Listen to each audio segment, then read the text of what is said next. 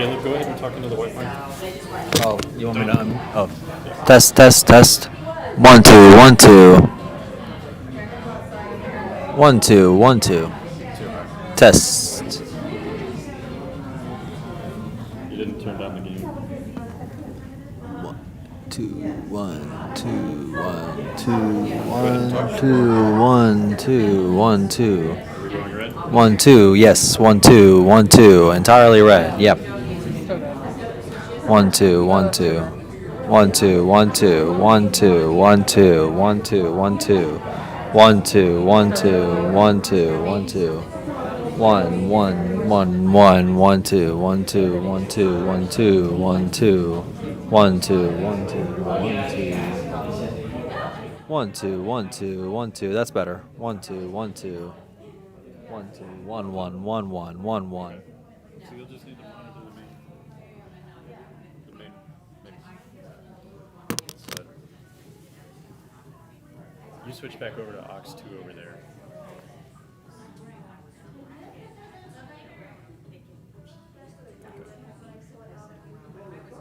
So you good? Sounds good on the lecture. Now it sounds good. You still got.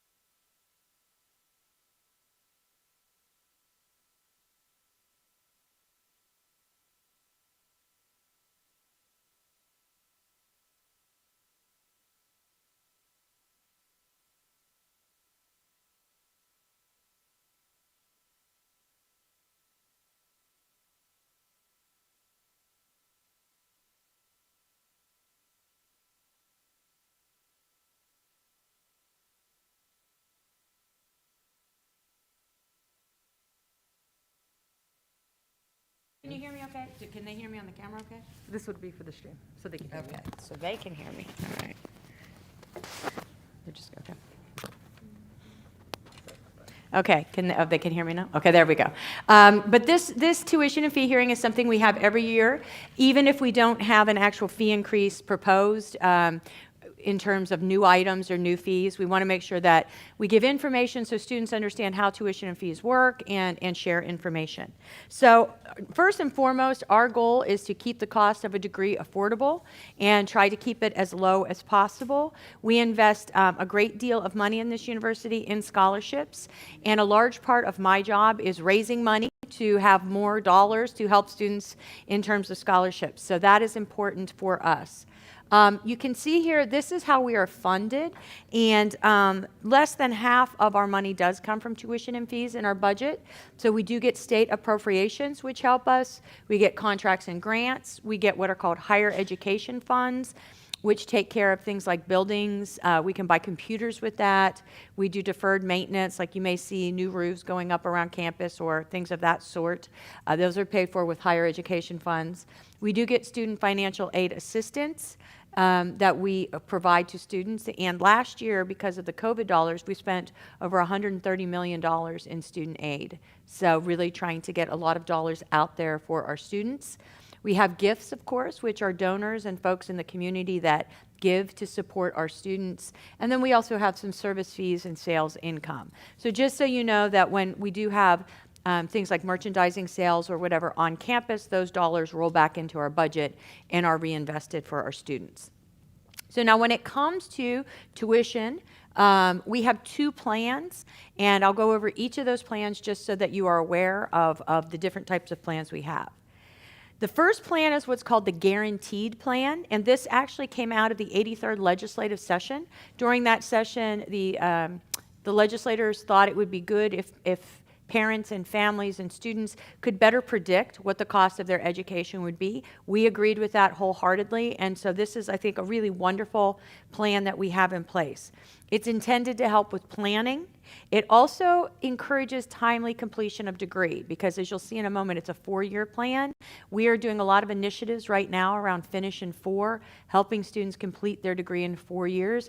It saves you a lot of money if you finish in 4 years. So, you'll see sometimes on your fee schedules, if you jump up to a full load, which is 15 hours, your cost actually doesn't go up incrementally. Your fees cap out at 12. And so there's a lot of things there that help. Of course, that means there's less time that you're having to be in student housing or being a student, and you're actually working in your job. So having students finish in 4 is very important, and we're working very hard to have everything in place so that you can get there.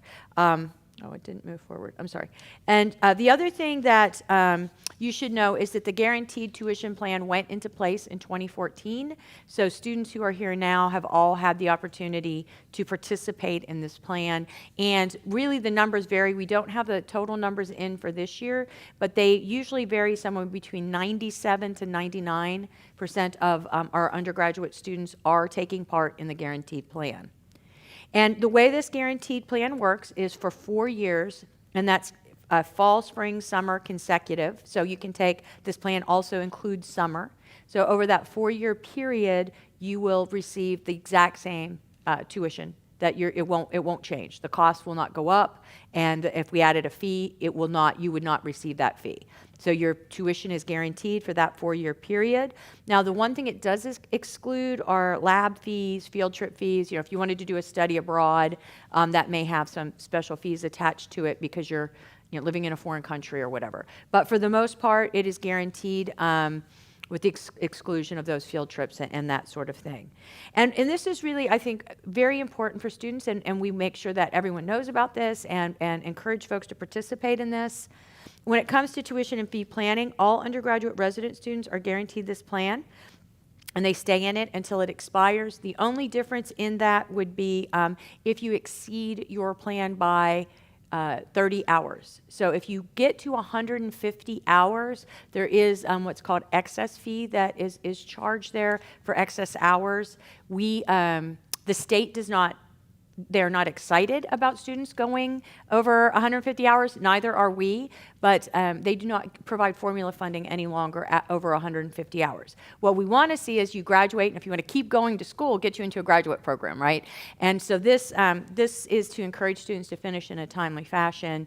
And without that formula funding, if we didn't increase and have that excess fee, that cost would then go on to every student. So we try to focus just on the ones who've gone over, but we keep that number as low as possible. We work with students on advising to make sure, even if they come in to us from a community college with a whole lot of hours, we can help them figure out where they're at and get them done and complete and on their way to pursue their careers in the best way possible. Now, the other option, option 2, is the one-year plan, and some folks do select this plan. If you, say, for example, did go an extra semester, I think the average time for a college student to complete their degree here at A&M is 4.6, which is 4.5 years. Now, that means some complete less and some may take 5, but you might have just one semester left. Then it's probably better for you to go into this one-year plan. And because you're not going to be here for the guaranteed number, it's better to do 4. Also, graduate students and others are part of this plan. When it comes to this plan, one of the things that we have a commitment here at this university, and as since I've been in this position, and even when I was in the provost position, we have held any tuition increase to the rate of inflation. So there is something called the Higher Education Price Index, which accounts for inflation and the increased cost of delivering things, and that is how much we raise the guaranteed plan or the one-year plan. But again, for the vast majority of students, this doesn't affect them. Okay, this is only in that one-year plan that you would see that increase. And so, as I said, it's for 15 hours, and giving you sort of a sense of what does that mean? What does 2.7% mean to me as a student if I had the one-year plan? 15 hours at in current fees, your semester would be approximately $5,016. With this increase, it would be $5,152, which is a difference of $137 for the semester. So we try to hold it to the lowest amount possible. So we just do this inflation index, and that is something that we are committed to, and trying to make sure that we can keep cost of tuition as low as possible. Now, there is also something that I do want to mention that's called differential tuition. I just want to make you aware of that because not all courses cost the same amount depending on what you're studying. So, for example, engineering is a good example, but certain business things, nursing and health sciences, and some of the science and engineering, particularly engineering programs, do have a differential tuition. What that means is there might be a slightly higher cost associated with that degree. Those dollars are because those degrees are more expensive to deliver. So, for example, the sim labs and the clinicals we have in nursing cost a little more to deliver. Very, very small class sizes when you're doing clinicals and that sort of thing. Engineering, we want state-of-the-art equipment. Computing science, we have to have the latest and greatest equipment. All that dollars are reinvested right back into those programs. So it's not like, that money's just extra and they're not reinvested. So they go back into those programs to help with the difference in cost. But, it's one of the concerns that we have with student debt is that we don't want to see, let's say, someone who wants to go into teaching, and we know that teaching is a wonderful profession, but maybe does not pay as much as engineering. Okay, we're probably 100% sure it does not pay as much as engineering, but we need to make sure the engineers have the equipment they need. Then that cost really doesn't benefit someone who's studying elementary ed. How do we make that fair for students, but also make sure that we are taking into account the careers and professions that you want to pursue after you graduate. So that is what we mean by differential tuition. And so this year, we're not asking for any fee increases. We are not going to move forward with any kind of increase other than the cost of living increase. That would just be for that second plan, that one-year plan. Again, does not impact guaranteed at all. So that is where we are at this time moving forward. And so I am here to answer any questions if you might have any, and I don't know if someone's monitoring our online students, but if you have any questions, I'd be happy to answer them.